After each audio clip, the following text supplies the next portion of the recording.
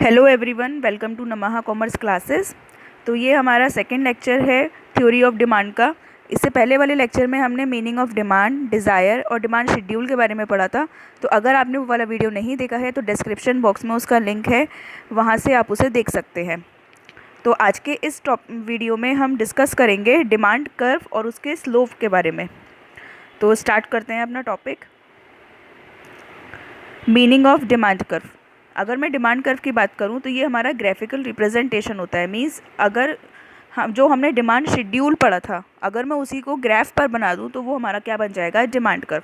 तो ये graphical representation है। क्या एक्सप्रेस कर रहा है? रिलेशनशिप बता रहा है किसके बीच में, प्राइस के बीच में और डिफरेंट क्वांटिटीज़ के बीच में, किसी भी कमोडिटी के उसके बीच में रिलेशनशिप बताता है हमारा डिमांड कर्व। यहाँ पर भी हमारे पास डिमांड कर्व दो तरीके के होते हैं, एक इंडिविजुअल डिमांड कर्व और एक मार्केट डिमांड कर्व। अगर मैं अपने इंडिविजुअल डिमांड कर्व की बात करूँ तो इंडिविजुअल डिमांड कर्व हमारे इंडिविजुअल डिमांड शेड्यूल का ही ग्राफिकल रिप्रेजेंटेशन है। अब हमने पढ़ा था लास्ट वाले वीडियो में कि इंडिविजुअल डिमांड शेड्यूल क्या होता है।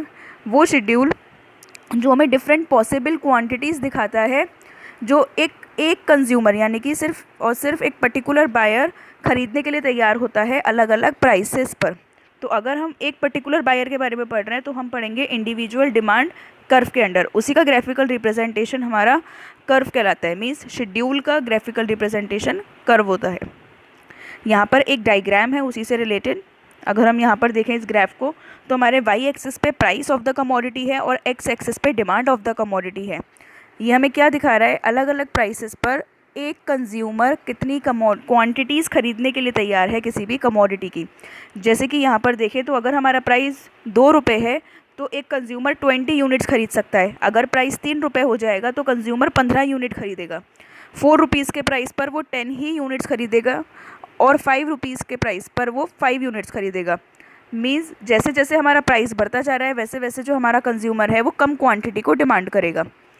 तो यहाँ पर हमारा ये जो इसका कर्व है, अगर हम इन सारे पॉइंट्स को ज्वाइन कर देंगे तो हमारा डी यानी कि डिमांड कर्व बन जाएगा। और ये कैसा होता है, डाउनवर्ड्स होता है, ऊपर से नीचे की तरफ आता हुआ डाउनवर्ड स्लोपिंग होगा। एंड अगेन इसका जो स्लोप होगा वो कैसा होगा, नेगेटिव होगा, जो ये शो कर रहा है कि इन्वर्स रिलेशनशिप है किसके बीच में, हमारे प्राइस के बीच में और उसकी क्वांटिटी डिमांडेड के बीच में। कि अगर हमारा प्राइस बढ़ रहा है तो क्वांटिटी डिमांडेड कम हो जाएगी और अगर प्राइस कम हो जाता है तो क्वांटिटी डिमांडेड बढ़ जाएगी।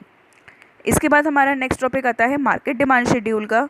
तो अगर मैं दो या दो से ज़्यादा जो इंडिविजुअल डिमांड कर्व है उनको मिला दूं तो क्या बन जाएगा हमारा मार्केट डिमांड कर्व। तो मार्केट डिमांड कर्व हमारा हॉरिजॉन्टल समेशन होता है इंडिविजुअल डिमांड कर्व्स का। तो अगर हम यहाँ पर देखें तो इंडिविजुअल में सिर्फ और सिर्फ हम एक ही बायर की बात कर रहे थे, लेकिन मार्केट डिमांड कर्व हमें मार्केट में जितने भी बायर्स होते हैं वो लोग अलग अलग प्राइसेस पर कितनी क्वांटिटी खरीद सकते हैं किसी कमोडिटी की, उसे क्या चीज़ हमें शो करती है, मार्केट डिमांड कर्व शो करता है हमें। तो यहाँ पे हम डेफिनेशन भी है, मार्केट डिमांड कर्व जो है वो हमारा हॉरिजॉन्टल समेशन है इंडिविजुअल डिमांड कर्व्स का। अगर हम देखें यहाँ पर दो हमारे पास कर्व्स दे रखे हैं अलग अलग, एक ए का और एक बी का। यहाँ पर ए का डिमांड कर्व अलग है, बी का अलग है, और अगर मैं इन दोनों को मिला दूँ तो हमारा क्या बन जाएगा, मार्केट डिमांड शेड्यूल। हमने ये अज्यूम कर लिया है कि हमारी मार्केट में सिर्फ और सिर्फ दो ही लोग हैं, दो ही कंज्यूमर्स हैं वो जो हमारी पूरी मार्केट को रिप्रेजेंट कर रहे हैं। तो अगर इनका टोटल हम इनकी क्वांटिटीज़ का और उनके प्राइसेस का ग्राफ प्लॉट करते हैं तो वो हमारा बन जाता है मार्केट डिमांड कर्व। जैसे कि हम यहाँ पे अपने मार्केट डिमांड कर्व में देख सकते हैं कि 1 रुपीज़ पर 4 क्वांटिटीज़ डिमांड हो रही है, 2 रुपीज़ पर 3 क्वांटिटी डिमांड हो रही है, 3 रुपीज़ पर 2 क्वांटिटी डिमांड हो रही है और 4 रुपीज़ पर सिर्फ और सिर्फ एक ही क्वांटिटी की डिमांड की जा रही है। तो हमें ये क्या दिखा रहा है, अगेन इन्वर्स रिलेशनशिप है हमारे प्राइस और क्वांटिटी के बीच में। जैसे जैसे प्राइस बढ़ेगा वैसे वैसे क्वांटिटी हमारी कम हो जाएगी, या फिर इसका उल्टा भी हो सकता है, अगर प्राइस कम हो रहा है तो क्वांटिटी हमारी बढ़ जाएगी। तो ये क्या दिखाता है हमारा मार्केट डिमांड कर्व। पूरी मार्केट का यानी कि मार्केट में जितने भी बायर्स हैं वो किस हिसाब से अपनी क्वांटिटीज़ पर उनका इफ़ेक्ट हो रहा है एज़ कम्पेयर टू प्राइस। यहाँ पर अगर हम आगे बात करते हैं तो नेक्स्ट वही चीज़ें यहाँ पर हमने अज्यूम कर लिया है कि दो ही कंज्यूमर्स हैं, ए और बी, जो हमारी पूरी मार्केट को रिप्रेजेंट कर रहे हैं। नेक्स्ट जो हमारा टॉपिक है वो है स्लोप ऑफ डिमांड कर्व। तो अगर मैं अपने स्लोप ऑफ डिमांड कर्व की बात करूं तो वो हमारा डाउनवर्ड होगा, यानी कि ऊपर से नीचे की तरफ आता हुआ होगा, जो ये दिखा रहा है कि हमारा नेगेटिव रिलेशनशिप है किसके बीच में, own price of a commodity के बीच में और उसके क्वांटिटी डिमांड के बीच में।